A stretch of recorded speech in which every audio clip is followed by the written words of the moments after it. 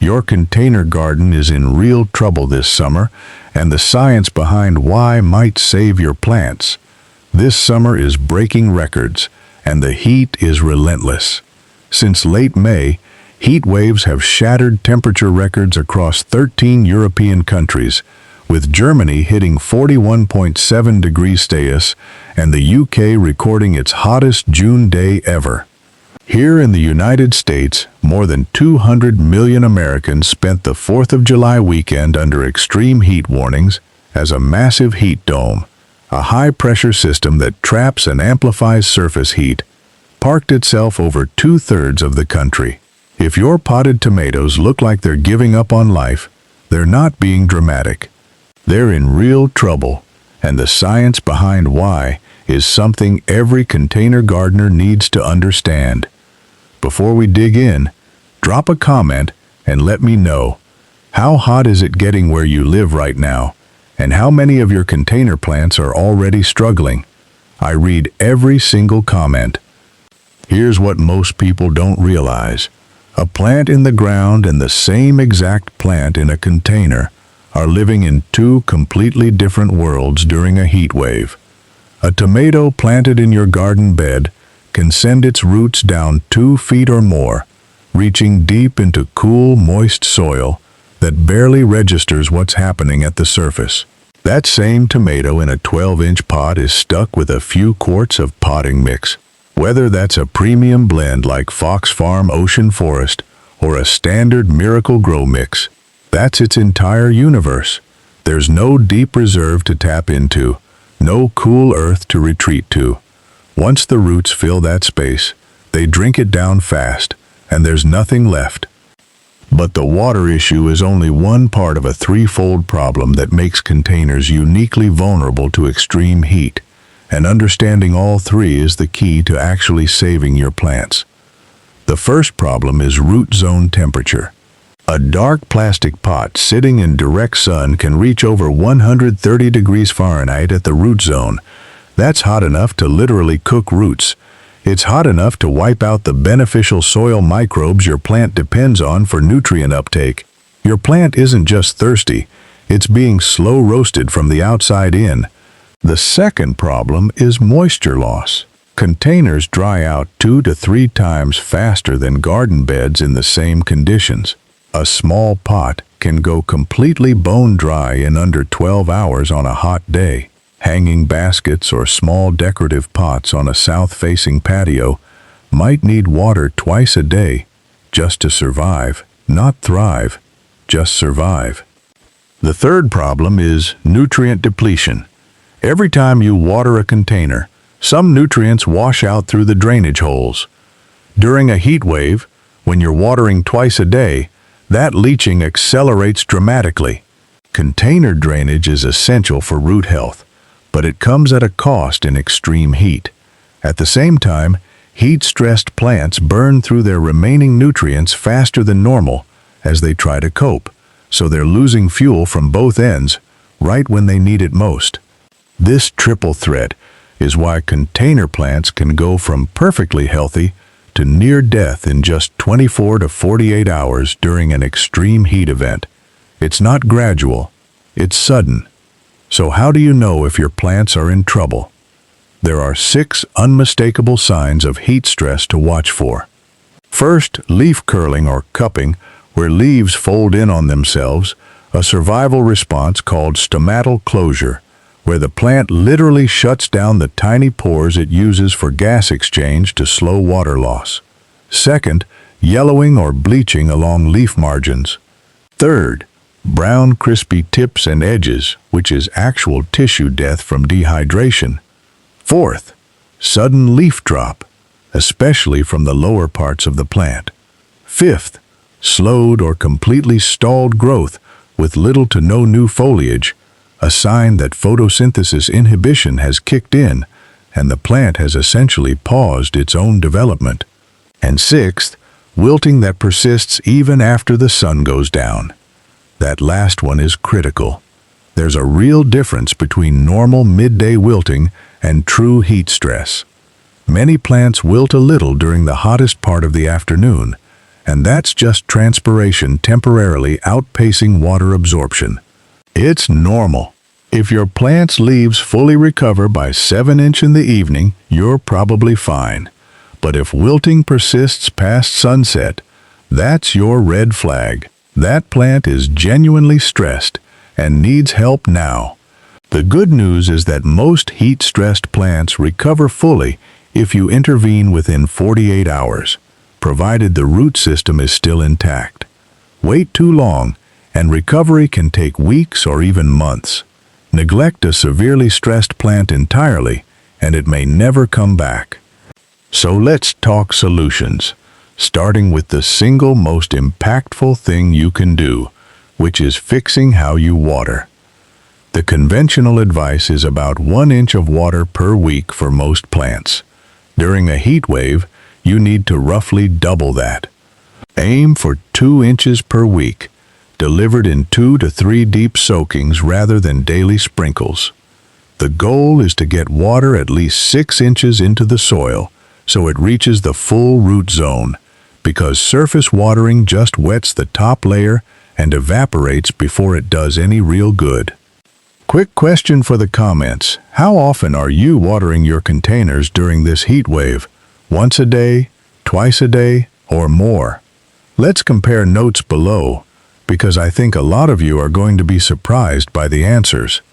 Timing matters enormously. Water in the early morning, before 9 a.m., giving plants time to drink up before the heat of the day drives evaporation through the roof. Avoid midday watering, because most of it evaporates before reaching the roots, and water droplets on leaves can actually magnify sunlight and cause burns. There's an ongoing debate about evening watering worth addressing.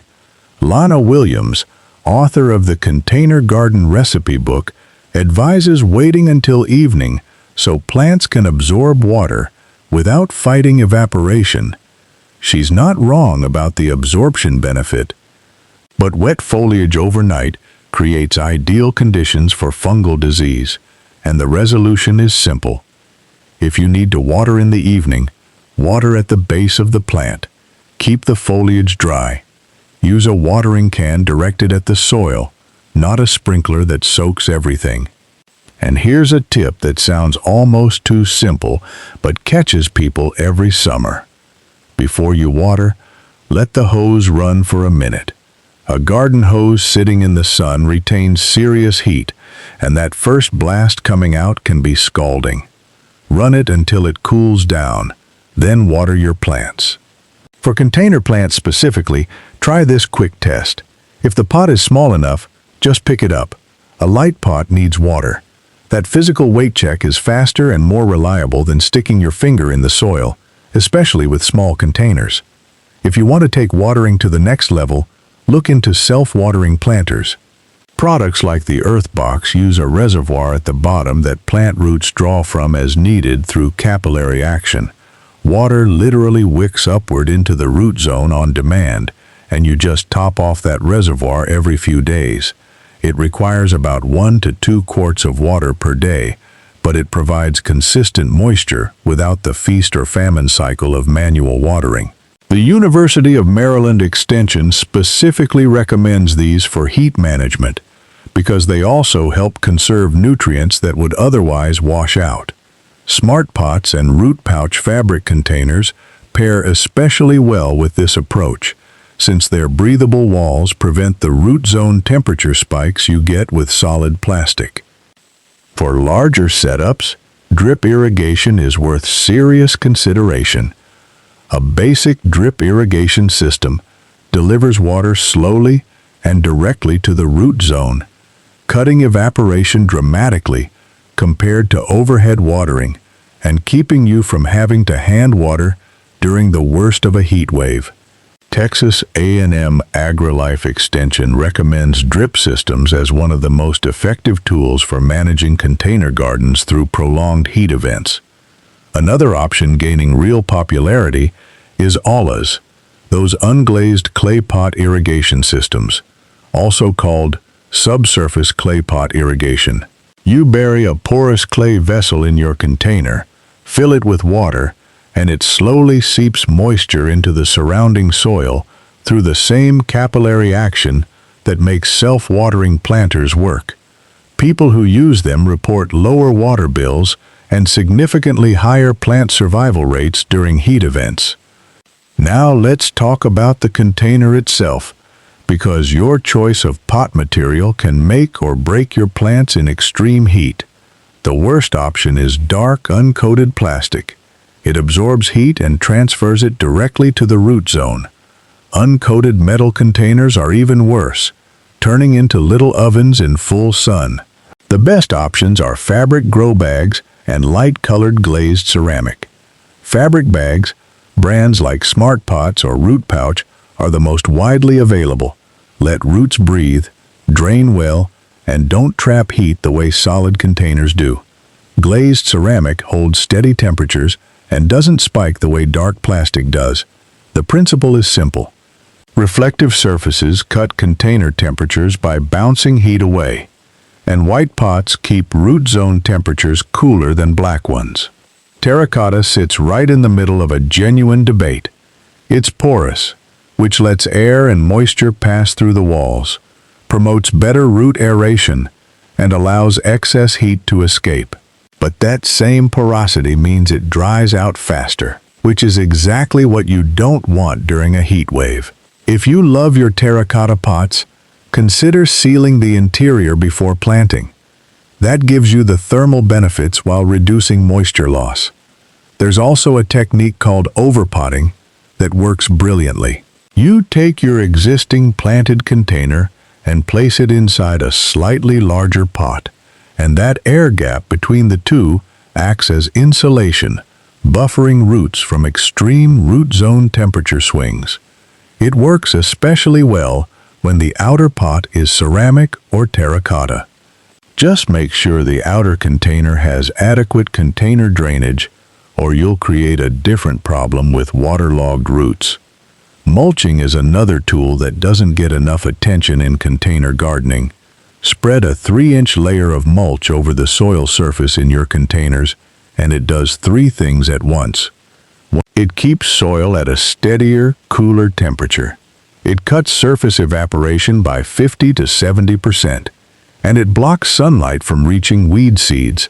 Light-colored organic mulches are best because they reflect heat rather than absorbing it, and they slowly decompose into compost that feeds your plants. Coconut coir works particularly well in containers. It's a sustainable byproduct of coconut processing, holds moisture well without compacting, and its light color naturally reflects heat.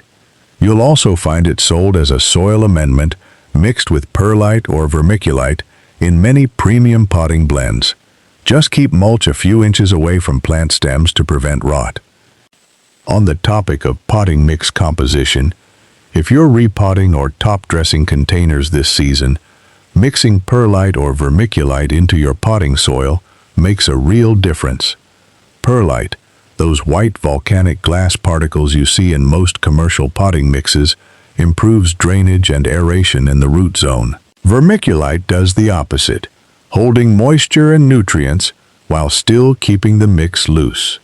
A good heat season container mix typically runs about 60% quality potting soil, like Fox Farm Ocean Forest or Miracle Grow Performance Organics, 20% perlite for drainage, and the remainder coconut coir or vermiculite for moisture retention. Shade is your next major weapon. Temperatures under shade cloth can run up to 10 degrees cooler than in direct sun. You can buy shade cloth at any garden center and use a simple frame to hold it above your plants, allowing airflow underneath. But you don't need anything fancy. There's a great story about a gardener who propped a beach umbrella over a newly planted Japanese maple on a west-facing patio. That tree survived the entire summer under that umbrella and came back noticeably bigger the following year. The key is blocking the most intense midday and afternoon sun. White bed sheets draped over a frame work perfectly as makeshift shade cloth for tomatoes and peppers. Patio umbrellas work great. Even physically moving your containers to a shadier spot during the worst of a heat wave makes an enormous difference.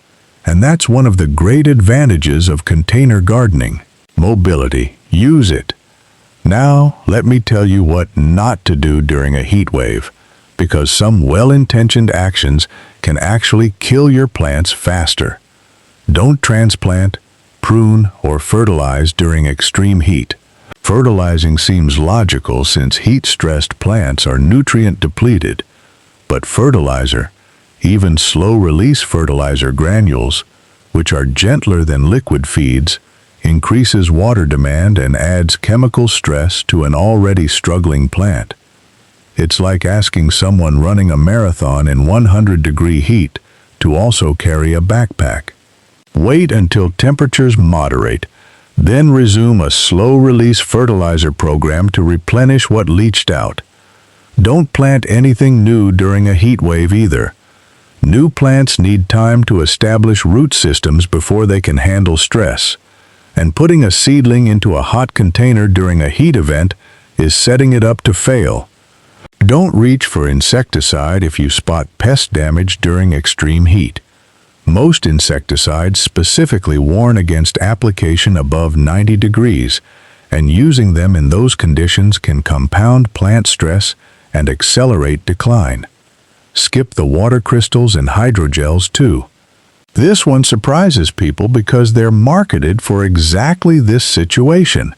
But hydrogels can actually pull water away from soil as they dry out, making the problem worse rather than better. And here's a counterintuitive one. Don't remove burned or damaged leaves unless you see signs of pest infestation or disease. Those crispy leaves look terrible, but they're still shading the leaves and stems beneath them. Removing them exposes previously protected tissue to the same brutal sun that caused the damage in the first place. Don't forget to empty your plant saucers after watering either. Saucers sitting in direct sun heat up fast, turning standing water into a hot bath for your plant's roots. They also become mosquito breeding grounds within days.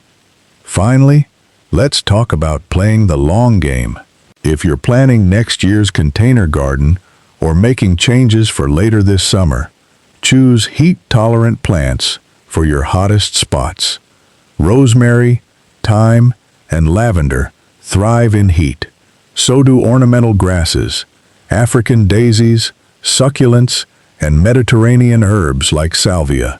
For vegetables, okra, sweet potatoes, hot peppers, eggplant, and tomatillos all keep producing even when temperatures regularly exceed 90 degrees. Arizona Cooperative Extension, which has developed some of the most rigorous desert container gardening guidelines in the country, specifically recommends these varieties for high heat container situations. These plants evolved in tropical and subtropical climates, and heat is simply their natural environment. On the flip side, know which plants will struggle. Tomatoes drop their blossoms and stop setting fruit when daytime temperatures stay above 90 and nighttime temperatures don't fall below 75.